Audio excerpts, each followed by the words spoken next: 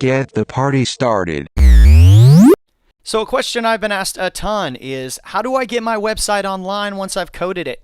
Here's a website I've got, here's the files for it, and I can view it in Chrome, but I want to get this thing online with its own domain name.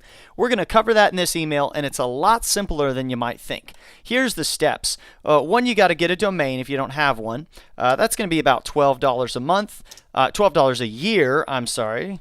And then you got to get a web host. That's about roughly $5 a month. We're going to do one that's $6 a month because you get unlimited domain names with this one. I recommend for a web host going with HostGator.com. I have some codes for that. These guys tend to be the cheapest and they have great customer support. So you're going to get a lot out of them. And you can also use drop 25% coupon code to save 25%, or you can do drop 10 bucks. And save 10 bucks on that. So we're going to go through that process of what all that looks like so you're comfortable before you start it. You're going to upload your files, and then you're going to dance and rejoice because your website is live. That's pretty much it. To upload your files, I recommend CyberDuck. I think it's just a great, simple, free program, and that's it. So let's get into HostGator and do step one. All right, so here we are at HostGator.com, and once again, after 15 years as a professional web developer, for starting off websites, these are kind of the best company I could ever recommend. I've used well over a dozen, helped a lot of people that are using other hosts, and this just has the best for the price. If you go to web hosting, we're going to get our domain and our web hosting at the same time. You have two choices. You can go single domain, that's the cheapest, but if you bump it up like $2 a month, or I guess $3 if you were good at math, $3.50, you can get unlimited domains, which means you can have all the websites you want as long as you pay for the domain name. And this is definitely the one I'd recommend. That way, if you want to add your brother's website, anybody else's website, you can do it for free. They just have to buy the domain. Let's go Will's Awesome Site. Will's Awesome Site is available. So willsawesomesite.com. I'm actually going to buy this. And let it expire.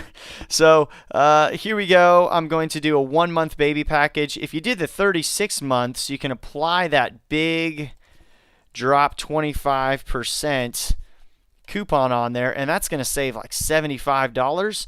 But I wouldn't do that. I'm not going to do that for this example since this is a fake website I'm never going to use. I'm just going to do 1 month, and I'm just going to do drop 10 bucks to actually bring that down. And then I'm going to uncheck all these add-ons. You do not need these add-ons. I never ever recommend for anybody to do these add-ons.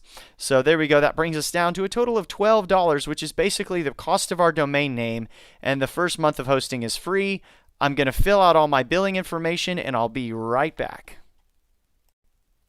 All right, we're successful. I was able to register for the hosting, and now I've gotten this email, which you will want to guard with your life because this is all the server information. And this is what you'll want to pass on to somebody else if the website ever changes hands. This is basically server access. Here's kind of what it is this is our control panel where you can edit a lot of stuff, install WordPress, add email addresses for your domain name you just got. This is your username and your password to log into the website. That's my domain, which if I click there, it does not work yet because a domain takes 1 to 24 hours to do what's called propagation. So it can happen as fast as an hour, but I'd give it a full day. And then your server IP, this is actually your server that this domain name now points to. And so we can actually access the server with this IP until our domain name propagates. So let's go ahead and copy the server IP. Let's go ahead and crank open CyberDuck and hit Open Connection. We're going to connect to the server. Now in the future, we can use willsawesomesite.com, but once again, that's not propagated yet, so CyberDuck won't be able to connect to it either. Let's copy the username. Let's copy the password. And then sometimes if you run into any errors here, you may need to change your connect mode to passive FTP. So if you run into any problems, do that. So here we go. I've connected to my server. And if I go to www, sometimes you'll have a default HTML file that you'll just want to go ahead and delete. You don't need it. Let's go ahead and just copy all of my files. Let's just drag them on over. CyberDuck is burping at me. Yes, don't show again. I want to switch to secure.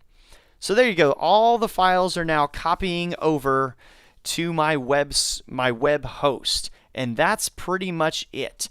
The way we can connect to it and see if that worked is let's go and copy the server IP.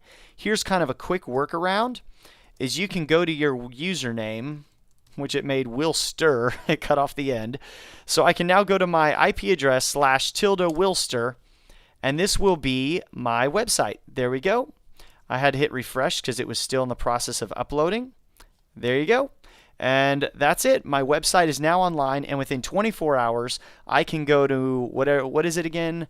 willsawesomesite.com and hit and load it up, and it will be my Learn Code Rocks website. Let me actually prove it to you that this is what happened.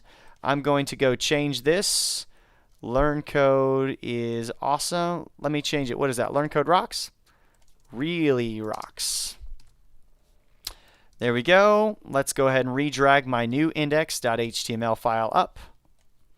It's probably going to ask me if I want to replace it. Yep, I do want to replace it. Let's hit refresh. And now Learn Code really rocks. And that is how you put your website online. Hope you enjoyed the lesson and have a great day.